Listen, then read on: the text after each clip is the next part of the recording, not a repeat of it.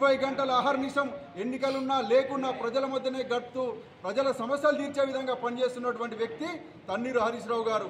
దేశంలోకెల్లా రికార్డు మెజార్టీతో 1,00,000కు పైగా ఓట్ల మెజార్టీతో గెలిచినటువంటి ఏకైక నాయకుడు తన్నీరు హరీష్ రావు గారు. అంతేకాదు ఆయన గురించి మాట్లాడితే సిద్దిపేటగా ఏ ప్రాంతం నీది, ఎక్కడి నుంచి వచ్చినావు అని అంటున్నాడు. నువ్వు ఎక్కడున్నావు?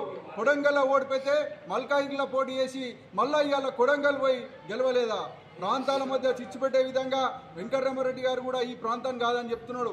ప్రాంతాలు కాదు, ప్రజాస్వామ్యాన్ని గౌరవించు, ఎక్కడి నుంచి ఎవరైనా పోటీ చేయొచ్చనే విషయాన్ని గుర్తుంచుకోని ఈ సందర్భంగా తెలియజేస్తున్నాం. లాయిష్యాన్ని ఉండే ఆయన పరిస్థితి లేకపోతే గాంభీర్యంగా ఎవరో ప్రభుత్వాలు కూలగొడతారు, ఖబర్దారులని ఇదే అని అదని డైవర్ట్లు చేసి డైవర్ట్ రాజకీయాలు చేస్తున్నాడు. ఈ సందర్భంగా గుర్తుంచుకోవాలి, కాంగ్రెస్ పార్టీ పరిపాలన 3 రోజుల్లో 3 నెలలనే ప్రజలందరికీ ముక్కులకు వచ్చింది. కరువు కనిపిస్తున్నది. చెప్పిన హామీలు ఎవ్వి కూడా నెరవేర్చలేదు. సౌభాగ్యలక్ష్మి అంటే 2,500 ఇంటింటికి ఇస్తామన్నా ఇయ్యలేదు. 500 సిలిండర్ కూడా ఎవరికి పూర్తిగా అందుతలేదు. నువ్వు ఇచ్చే కరెంట్ బిల్లు కూడా అది అందరికీ కూడా అందరి పరిస్థితే ఉన్నది. రుణమాఫీ అంటున్నావు, ఛాలెంజ్లు చేస్తున్నావు. ఆ ఛాలెంజ్ల వరకు కూడా నేను నమ్మే పరిస్థితి లేదు.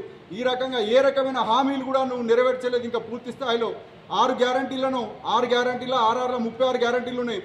అది కాకుండా ఉన్నటువంటి 420 హామీలు ఉన్నాయి. ఇవన్నీ నెరవేర్చి నువ్వు ప్రజలను ఓట్లు అడగాలి. ఆ ప్రజలను మర్చిపోయే విధంగా ఉండాలని చెప్పేసి ఈ ప్రాంతానికి వచ్చి మా ప్రాంత నాయకులను విమర్శిస్తే ఊకునే లేదని తెలియజేస్తున్నాం. అంతేకాకుండా తెలంగాణ ముఖ్యమంత్రి రేవంత్ రెడ్డి గారికి మతి భ్రమించి మాట్లాడుతూ తెలంగాణ ప్రాంతంలో సిద్దిపేటలో చూసి అభివృద్ధిని చూసి ఓర్వలేక, సిద్దిపేట జిల్లా అభివృద్ధిని చూసి ఓర్వలేక నోటికొచ్చినట్టు తెలంగాణ ప్రాంత రైతులకు నోట్ల మట్టి కొట్టే విధంగా మాట్లాడుతున్నాడు.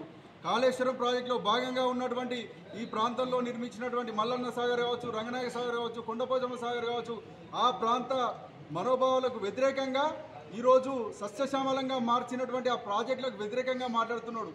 ఈరోజు ఆయన అర్థం చేసుకోవాలి, హైదరాబాద్కు నీళ్లు లేకపోతే అదే మల్లన్న సాగర్ నుంచి పైప్లలో తీసుకుపోయి హైదరాబాద్లో నీళ్ల కోసం దహార్తి తీర్చేందుకు ఉపయోగపడే మల్లన్న సాగర్ను కానీ రంగనాయక సాగర్ను కానీ ఈ ప్రాంత ప్రాజెక్టులను కానీ ఆయన అవహేళన చేస్తూ మాట్లాడుతున్నాడు. ఇంకో మాట మాట్లాడుతున్నాడు, హరీష్ రావు గురించి మాట్లాడుతున్నారు.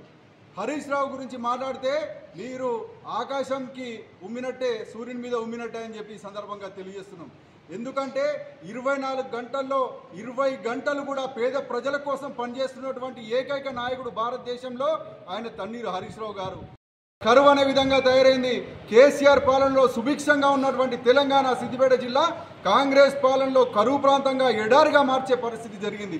కాళేశ్వరరావుగా పేరున్నటువంటి తన్నీరు హరీష్ రావు గారు ఈరోజు సిద్దిపేట జిల్లాను సస్యశ్యామలంగా మార్చే విధంగా ఈ ప్రాంతానికి నీళ్లు తీసుకొచ్చిండు. మండు వేసవిలో కూడా ఈ ప్రాంతంలో చెరువులు నిండుతున్నాయి, మత్తలు దుంకుతున్నాయి, కూడేలు వాగు వారుతుంది, మా పొలాల్లో నీళ్లు వచ్చినాయి. మొన్న కూడా పంటలు ఎండిపోతున్నాయి అంటే మేము పోరాటం చేస్తే నీళ్లు నిడిస్తే ఆ నీళ్లతోటి మా ప్రాంతంలో కూడా కాలువలు నిండినాయి. ఈరోజు ఈ కాలువలను చూస్తే అంటే కేసీఆర్ గారిని పేరు గుర్తుంచుకోవాలి. కేసీఆర్ అంటే కే అంటే కాలువలు, సి అంటే చెరువులు, ఆర్ అంటే రిజర్వాయర్ల పేరుతోటి కేసీఆర్ ఉంటే ప్రజల మధ్యలో కాంగ్రెస్ అంటే కరువు అనే విధంగా మారిపోయింది. మతి భ్రమించి మాట్లాడే ముఖ్యమంత్రి ఎవరైనా ఉన్నారంటే దేశంలో కేవలం రేవంత్ రెడ్డి గారు మాత్రమే. ఈ అభివృద్ధిని కానీ ఈ ప్రాజెక్టులను కానీ చూసి ఓర్వలేక మతి భ్రమించి మాట్లాడుతున్నాడు. నోటికి ఏదొస్తో అదే మాట్లాడుతున్నాడు. ముఖ్యమంత్రి స్థాయిని దిగజార్చి మాట్లాడుతున్నటువంటి వ్యక్తి ఏకైక వ్యక్తి రేవంత్ రెడ్డి. ఇప్పుడు ఒక విషయం గుర్తుంచుకోవాలి, రేవంత్ రెడ్డి గారు నామినేటెడ్ వేలో ముఖ్యమంత్రి అయి కుర్చీలో కూర్చున్నాడు. కేసీఆర్ గారు కానీ బీఆర్ఎస్ కానీ ప్రజల్లో నుంచి ఉద్యమాల నుంచి పుట్టినటువంటి పార్టీ బీఆర్ఎస్ పార్టీ. కేసీఆర్ గారు ప్రజల్లో నుంచి గెలిచి సీఎం అయినటువంటి వ్యక్తి కేసీఆర్. నువ్వు ఢిల్లీ చెప్తే సీల్డ్ కవర్లో సీఎం అయి కూర్చున్నావు. నువ్వు ఈ ప్రాంత నాయకులు విమర్శిస్తే ఖబర్దారని తెలియజేస్తున్నాం. నీ పదవి అనేది తుమ్మితో ఊడిపోయే ముక్కు. పొద్దున్న లేచి అందరూ దేవుళ్ళని మొక్కుతారు, ముస్లింలు అయితే అల్లా మొక్కుతారు, క్రిస్టియన్లు అయితే జీసస్ని మొక్కుతారు. కానీ రేవంత్ రెడ్డి మాత్రం పొద్దున్న లేస్తే ఇవాళ నా పదవి ఉందా లేదా అని చెప్పేసి ఉత్తమ్ కుమార్ రెడ్డికో లేకపోతే పొంగిరెడ్డికో లేకపోతే భట్టికో ఇంకొకరికో లేకపోతే బయటకు వచ్చి సోనియా గాంధీకో రాహుల్ గాంధీకో మొక్కుతేనే ఆయన బయటకు వస్తే ఇవాళ పదవి ఉండే పరిస్థితి ఉంది.